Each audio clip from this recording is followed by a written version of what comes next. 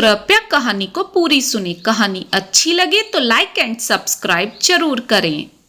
सुहानी भारी भरकम शादी के जोड़े को उतार फेंकना चाहती थी, मगर हर लड़की की तरह उसकी भी ख्वाहिश थी कि उसका घूंघट उसका पति उठाए। इसलिए पलंग पर घुटने मोड़कर सुहानी साहिल का इंतजार करती रही, मगर सारी रात निकल गई, साहिल कमरे में नहीं आया। इंतजार करते करते कब सुहानी की आंख लग गई उसे भी नहीं पता चला। बीबी जी नहा लीजिए। जब घर की नौकरानी रईसा ने सुहानी को उठाया तब सुहानी की नजरें चारों तरफ कमरे में साहिल को ढूंढ रही थी। बीबी जी पीले गोटे वाली साड़ी पहनना मालकिन ने बोला है, बोलकर रईसा कमरे में से चली गई।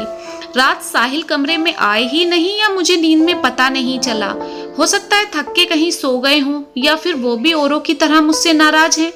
नहाते वक्त तमाम सवाल सुहानी के मन में दौड़ रहे थे। सुहानी तैयार होकर ड्राइंग रूम में मुंह दिखाई की रस्म के लिए पहुंच गई। सुहानी आ गई बेटा, आजा मेरे पास बैठ। सुहानी की सास ने सुहानी को अपने पास बैठा लिया। कितने अरमान थे मेरे तुझे अपने घर की बहू बनाने के, आज पूरे हो गए। सुहानी की सास खुशी से गदगद हो रही थी। सुहानी एक सांवले रंग की लड़की थी जिसे बचपन से ही अपने रंग को लेकर कितनी बार आलोचनाएं सुनी हैं। कितनी बार उसके लिए रिश्ते आए, मगर उसके रंग को देखकर लड़के वालों ने मना कर दिया। सुहानी एक योगा टीचर थी जो पार्क में अपनी योगा क्लास लेती थी। उसी की क्लास में सुहानी की सास भी सुहानी से योगा सीखती थी।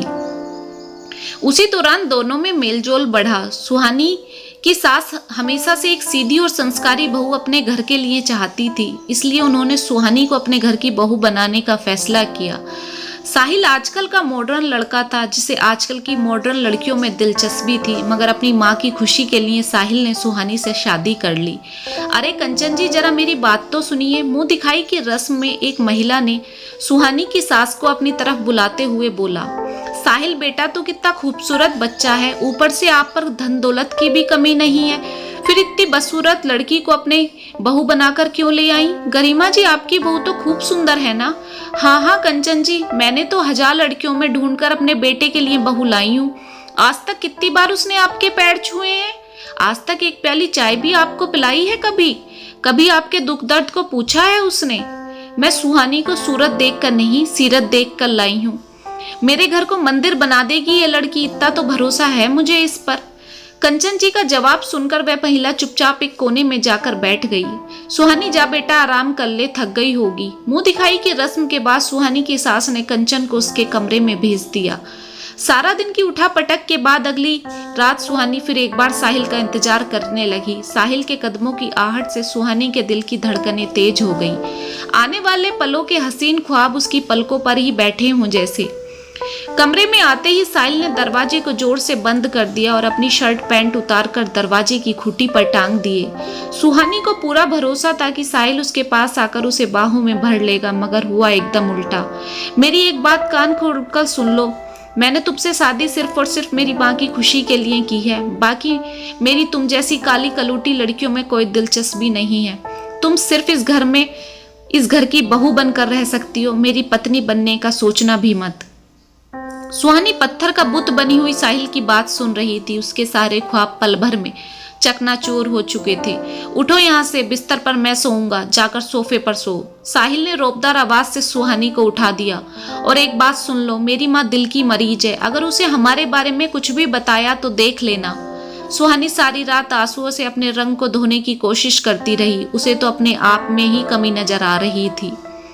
वक्त के हवाले अपनी किस्मत करके सुहानी एक अच्छी बहू की तरह अपने सारे फर्ज पूरे करती चली जा रही थी।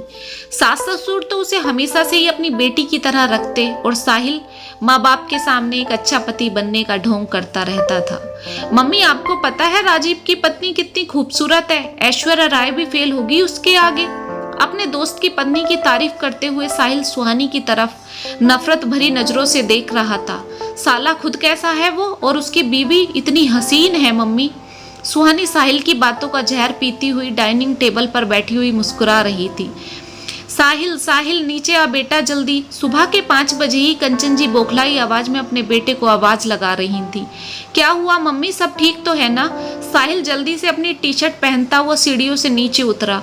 बेटा तेरा दोस्त राजीव के घर बड़ा बुरा हो गया। उसकी पत्नी घर वालों को खाने में जहर देकर सारा पैसा और जेवर लेकर अपने प्रेमी के साथ भाग गई। सबके सब अस्पताल में भर्ती हैं, चल जल्दी मुझे अस्पताल लेकर चल। साहिल प्राश्चित भरी नजरों से सुहानी को देखता हुआ चला गया।